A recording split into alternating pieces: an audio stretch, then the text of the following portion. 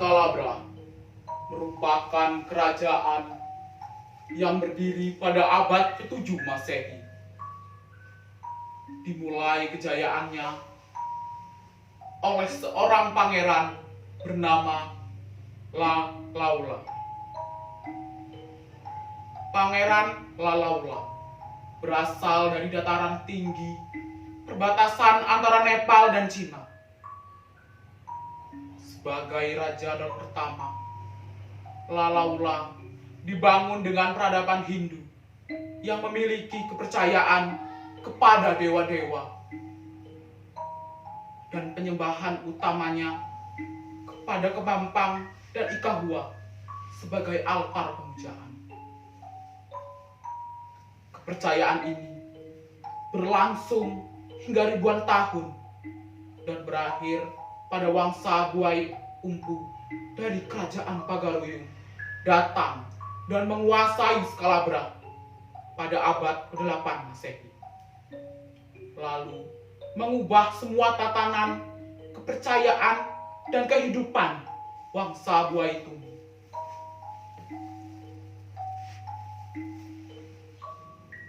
Skalabra bermula dari Laula dan berakhir pada seorang ratu bergelar Baginda Sri Haridewi, yaitu Ratu Sekerumong. Tercatat dalam Tambo Skalabra, Ratu Sekerumong adalah pewaris tahta terakhir Wangsa Buai Tumi pada abad ke-8 Masehi. Di saat keruntuhan kerajaan Skalabra yang diikuti oleh bencana-bencana yang tidak berkesudahan, menggerakkan Wangsa Buai Tumi untuk melakukan perjalanan ke wilayah yang lebih rendah. Keterdesakan yang terjadi ini mengharuskan Ratu Sekerumong mengutus para paksinya yang berjumlah 7 untuk bermuhibah ke muara sungai. Salah satu paksi dari mereka adalah aku, Paksi Sibalakuang.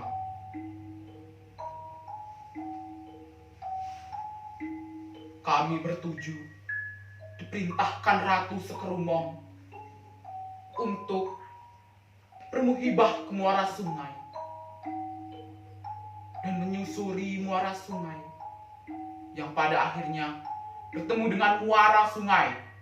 Ya, muara yang indah dan subur yang baik untuk Wangsa Buai Tumi melakukan peradaban baru yang lebih tertata. Sebelum kami bermuhibah ke muara sungai, kami menyiapkan segala sesuatu, mulai dari rakit yang telah ditempatkan di tepian sungai dan perbekalan kami menuju muara sungai. Selain itu, Ratu Sekerumong berpesan kepada kami semua. Ratu berkata,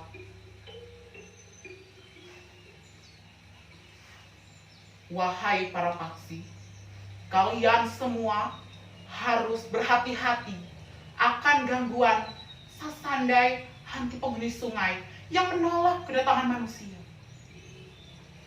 Dan yang kedua, kalian semua harus membangun pusat daerah baru untuk kenyamanan dan ketentraman Wangsa Buai Tumi."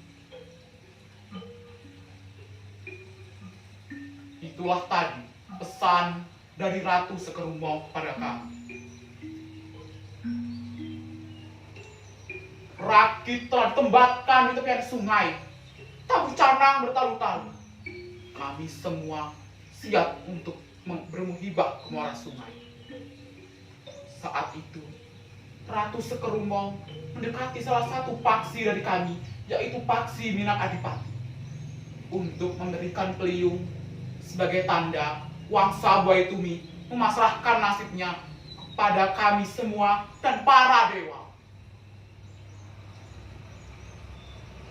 Tabu canang bertalu-talu, lantunan doa mengiringi kepergian kami.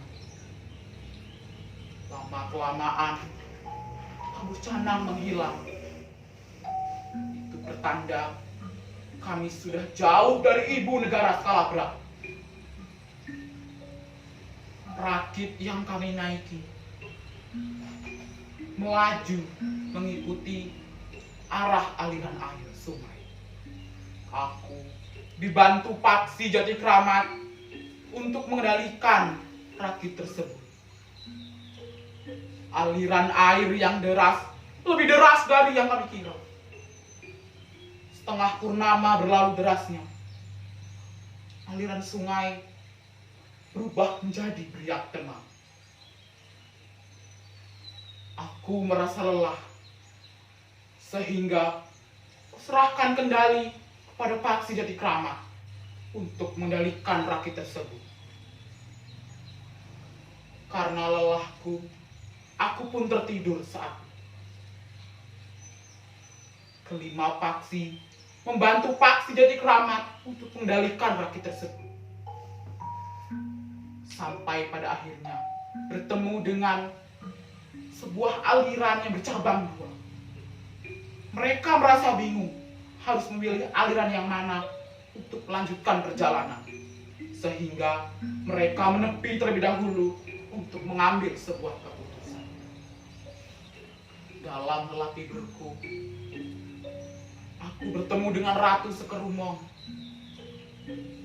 Dalam mimpiku itu, Ratu berkata,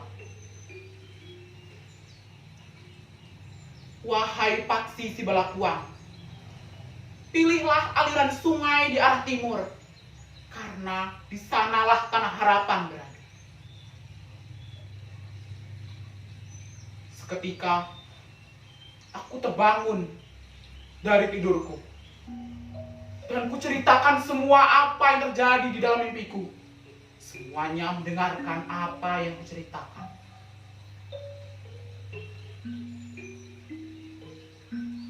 Mendengarkan dengan jelas. Kujelaskan, dan mereka menyetujui hal tersebut untuk memilih aliran sungai sebelah timur.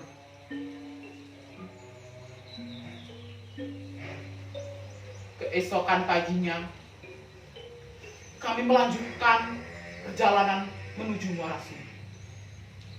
Saat itu, aku mengendalikan rakit. Mengendalikan rakit dengan derasnya aliran sungai. Terus kuikuti.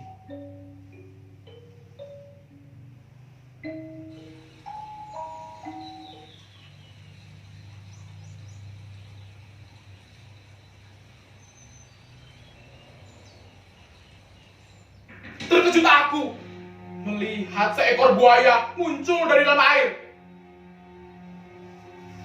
Semua merasa panik. Ku coba tenangkan semuanya dengan cara menyelesaikan permasalahan ini. Ku coba mendekati buaya tersebut, perlahan mendekati buaya tersebut. Lalu aku melompat dan kutusukkan kedua tanganku di pada mata buaya tersebut agar kemarahannya menjadi jadi. Namun apa daya, mata buaya tersebut sudah tidak berfungsi lagi.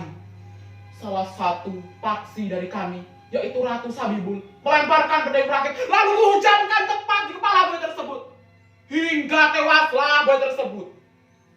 Sudah kuduga buaya ini adalah utusan Sasandai, hantu penghuni sungai yang menghalangi perjalanan kami. Perjalanan terus kami lanjutkan menuju Muara Sungai. Hingga pada purnama pertama berlalu.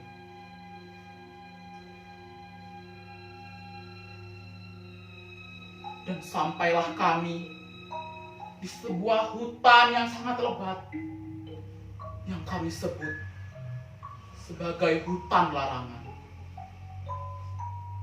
Ratu Sekerumong meminta kami untuk tidak memasuki hutan larangan tersebut. Pada suatu waktu, perbekalan kami menipis, sehingga kami memutuskan untuk menepi terlebih dahulu untuk mencari bahan makanan di pinggiran sungai dekat hutan. Para paksi menganggapku bahwa akulah yang menguasai seluk-beluk hutan.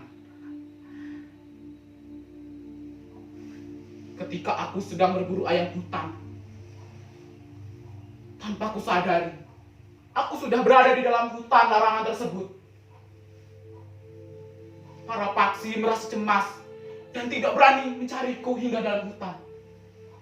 Rasa bingung melandaku saat itu. Bagaimana bisa keluar dari hutan ini?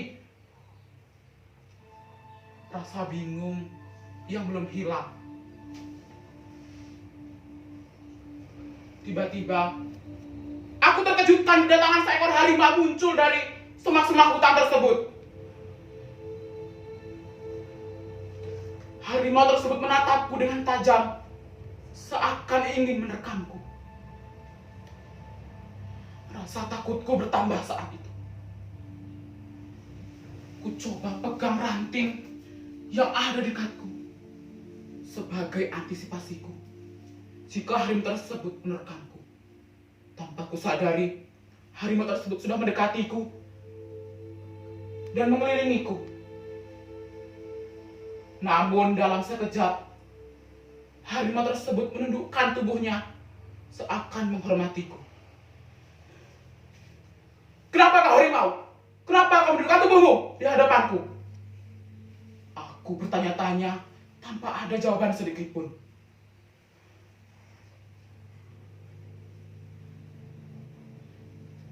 Tapi anehnya, harimau tersebut seakan memberikan isyarat padaku untuk menaiki punggungnya. Apa harimau? Kau menyuruhku untuk menaiki punggungmu? Dengan raguku, kulangkahkan kakiku dan ku coba naiki punggung harimau tersebut. Tanpa aku komando, harimau tersebut berlari kencang keluar dari hutan larangan, menghantarkanku ke tempat para paksi berkumpul.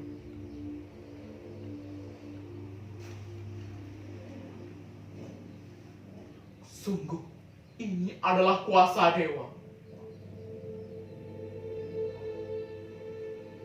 Turunlah aku dari punggung sang harimau tersebut. Maafkan aku, Kanda, telah membuatmu cemas akan keselamatanmu.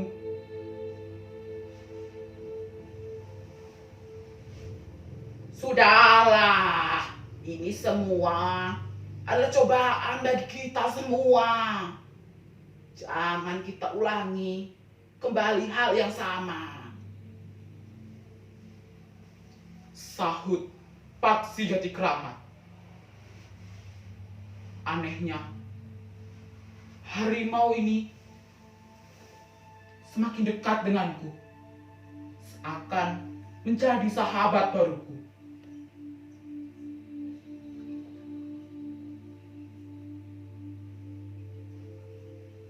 Keesokan paginya, para paksi bermaksud untuk melanjutkan perjalanan ke muara sungai.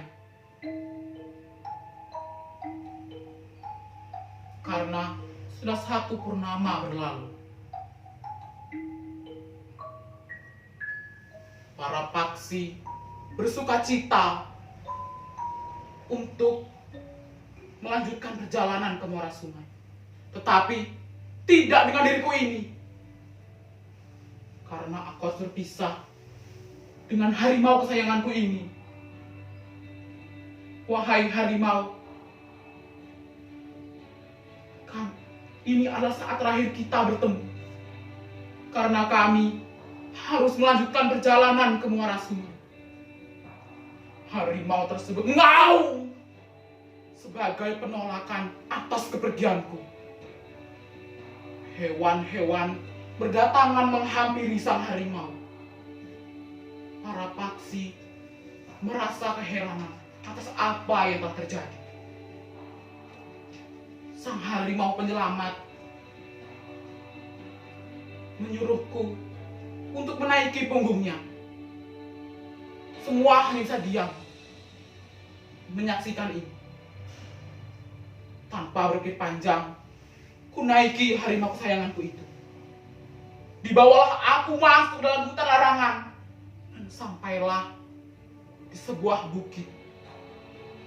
Dan diturunkanlah aku dari punggungnya.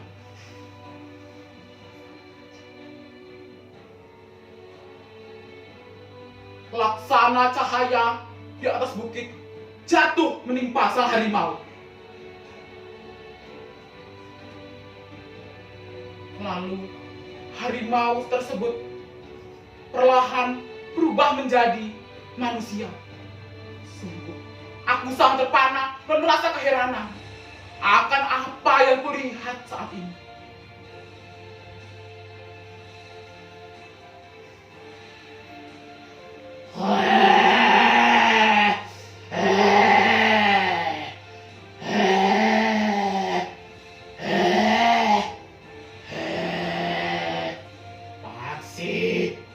Jangan heran, aku adalah jelmaan dewa kayangan untuk membantu kalian mencari tanah harapan.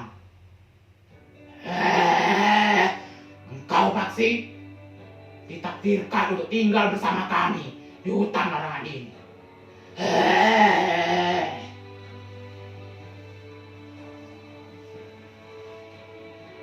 Harimau tersebut mencoba menjelaskan apa yang sebenarnya terjadi. Perjalananku mencari tanah harapan jauh dari kata berhasil. Lalu, mengapa para dewa memintaku untuk tetap tinggal di tanah larangan ini? Wahai harimau, mari kita kembali ke tepian sungai, di mana para paksi berkumpul. Ajakku kepada harimau. Harimau tersebut menyurutkan tubuhnya, perlahan berubah menjadi harimau kembali. Harimau tersebut memintaku untuk menaiki tubuhnya. Naikilah punggungnya. Dan dibawanya lah aku keluar dari hutan larangan, mengantarkanku ke tempat para paksi. Turunlah aku dari punggung sang harimau. Para paksi berkumpul dan melingkariku. Dia menanyakan apa yang terjadi padaku dan pada sang harimau. Ku ceritakan semua apa yang terjadi padaku dan pada harimau. Pada intinya, aku diminta tetap tinggal di hutan larangan ini bersama hewan larangan dan mengubah hutan larangan ini menjadi tanah harapan yang indah dan subur. Kami bersama-sama membangun tanah larangan ini, mengubah tanah larangan ini menjadi tanah harapan untuk persinggahan baru Wangsa Buaya Tugu kelak.